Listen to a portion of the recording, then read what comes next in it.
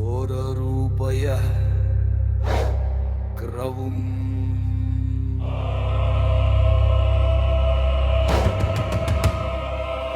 పాతాళ భైరవా నమః.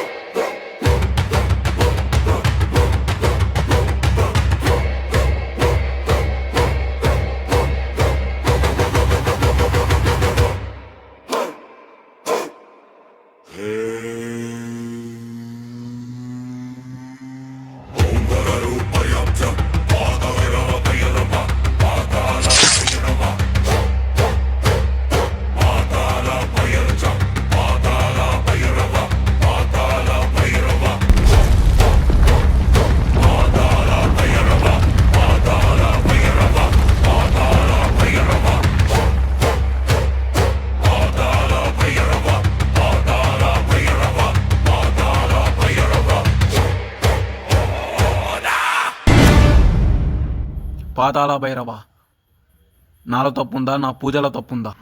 రా రా. నీ పూజలో తప్పేమీ లేదురా, కానీ నువ్వు పాతాళాన్ని జయించాలంటే కావలసింది నీ రక్తం కాదు, ఆ మహర్షి రక్తం, అలాగే రుద్రనేత్రం. రుద్రనేత్రమా? రుద్రనేత్రం, అలాగే ఆ మహర్షి ఒక చుక్క రక్తం. ఇప్పుడు ఆ మహర్షి బతుకుంటాడు కదా, వాడి వారసులు బతికి ఉంటారు కదా, వారి దగ్గరే ఆ రుద్రనేత్రం ఉంటుంది. రుద్రనేత్రాన్ని సాధిస్తా, ఈ పాతాళ లోకానికి శాసిస్తా. జై బాబా.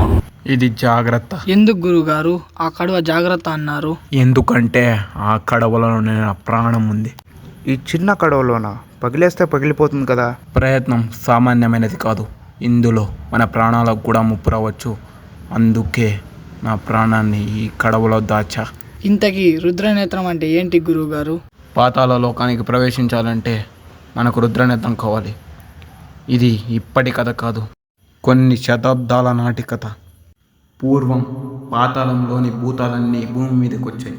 అవి వచ్చి ప్రజల్ని హింసించడం మొదలుపెట్టాయి. వీటన్నిటిని చూసి ఓ మహర్షి ఓర్వలేక పరమశివుని కోసం ఘోరమైన తపస్సు చేశాడు.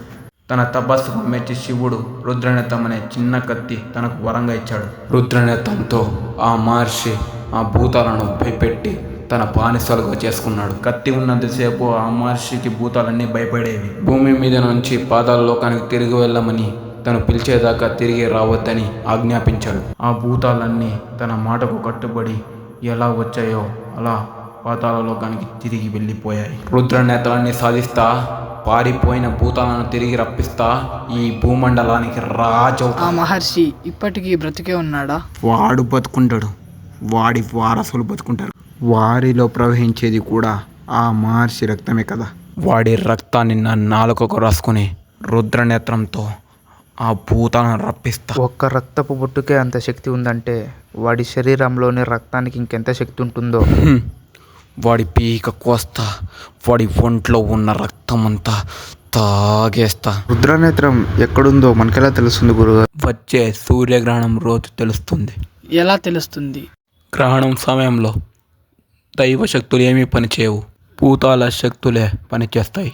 ఆ సమయంలో రుద్రనేత్రంపై కాంతి పడితే నా దివ్య దృష్టికి తెలుస్తుంది. వాడి వారసులు ఎక్కడు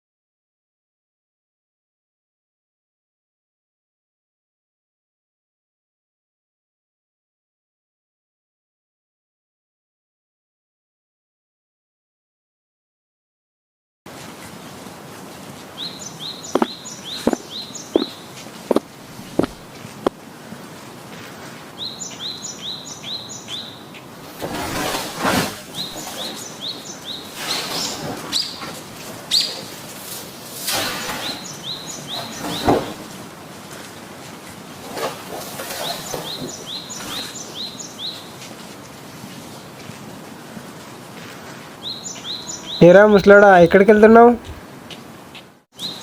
పిల్లల్ని కొంచెం గౌరవించడం నేర్చుకోరా. సరే కానీ ఇప్పుడు ఎక్కడ వెళ్తున్నావు? కాశీకి వెళ్తున్నా. మళ్ళీ ఎప్పుడు వస్తావు? శివయ్య దగ్గర నుంచి పిలుపు వచ్చింది, అక్కడికి వెళుతున్నా. వస్తానా రానా నాకే తెలీదు. సరే జాగ్రత్త. ఇక నుంచి దొంగతనాలైనా ఆపేసి ఏదైనా పని చేసుకొని బతుకు. సర్లే. చూస్తే తెలుస్తుందిలే. ఏంటి ముసలాడా ఇది వెండా? ఎంత పోతుంది? అది వెండి కాదు, బంగారు కాదు. చిన్నప్పుడు నువ్వు దొరికినప్పుడు అది నీ చేతిలో ఉంది. అది నీకు ముఖ్యమైనది కాబట్టి ఇస్తున్నా. జాగ్రత్తగా వెళ్ళు. ముసలాడా అవు బాగుందని ఎవరికన్నా చూసావో? సరే వెళ్ళు. దొంగ నా కొడుకు.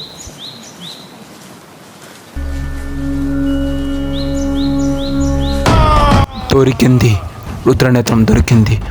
వాడి చాడ తెలిసింది. ఎక్కడుంది అది? అంజనం వేసి కనిపెట్టండి.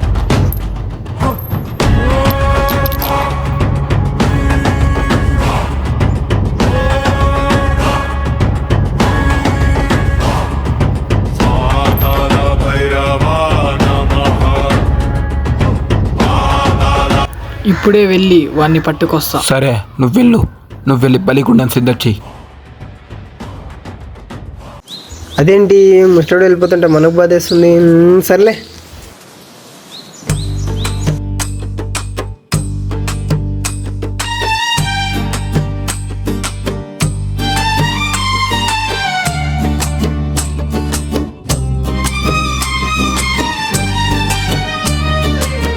పచ్చని చెట్టుల నీడ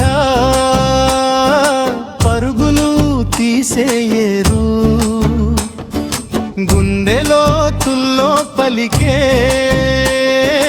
అడవి తల్లి పిలుపు. అనంతమైన ఈ శాంతి ఎవరు ఇవ్వలేని కానుక.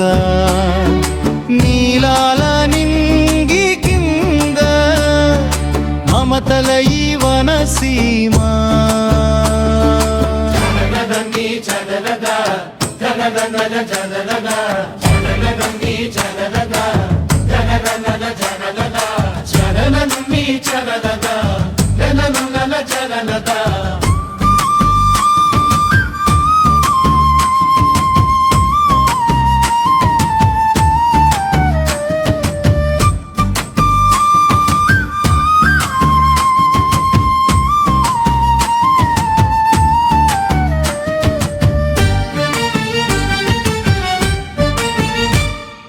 తొలకరికి తడిసిన మట్టి వాసన, పరిమళించి మురిసిన పూల భాషణ.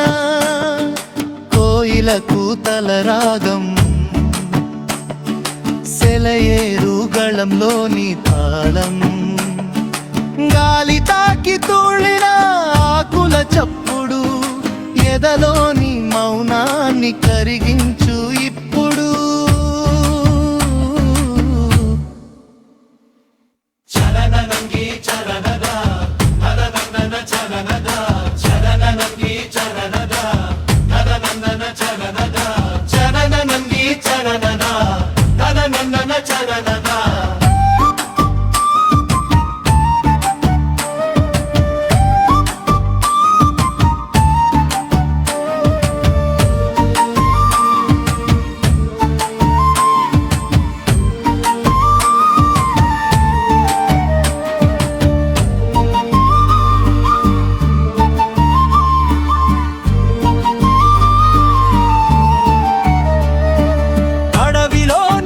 కొమ్మని దీవించు పొద్దు, మనసును తాకగా వేకువ కంటి అద్దు. ప్రాణం పోసిన ఈ ప్రకృతి దేవుడు రాసిన ఒక కవితి. కళ్ళకు విందు ఈ పచ్చదనం, ప్రతి జీవికి ఇదే కదా శ్రీచక్రం.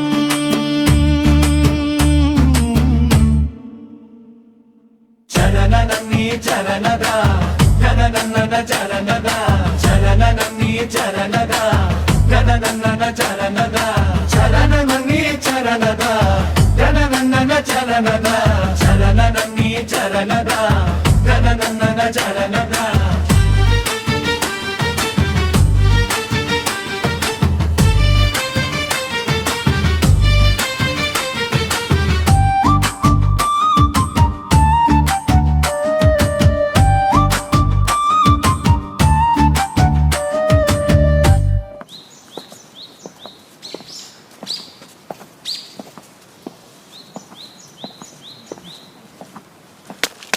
అయ్యా అయ్యా మా గురుగారు అక్కడ చావు బతుకుల్లో ఉన్నారు, వచ్చి కాపాడండి.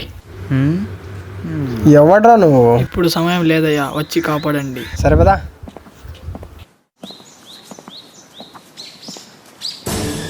ఏంట్రా చేతబడులు చేస్తున్నారా? గురుగారు వాడి పారిపోతున్నాడు.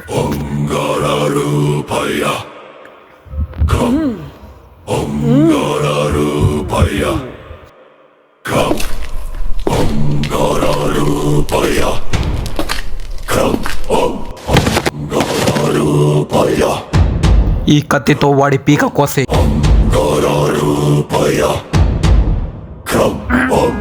నీకు ఆపద వచ్చినప్పుడు ఆ కత్తిని నీ రక్తంతో తడుపు.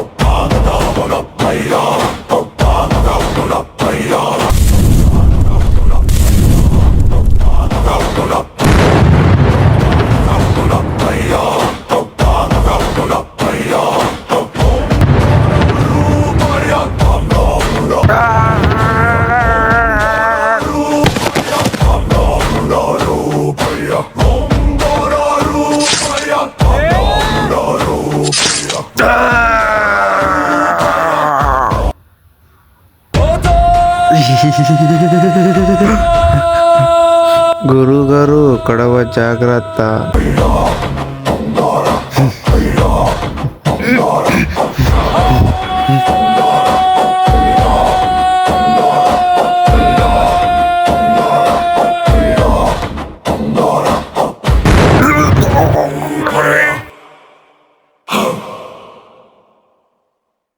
అంతా దీనివల్లే. ఇది ఉండకూడదు నా దగ్గర.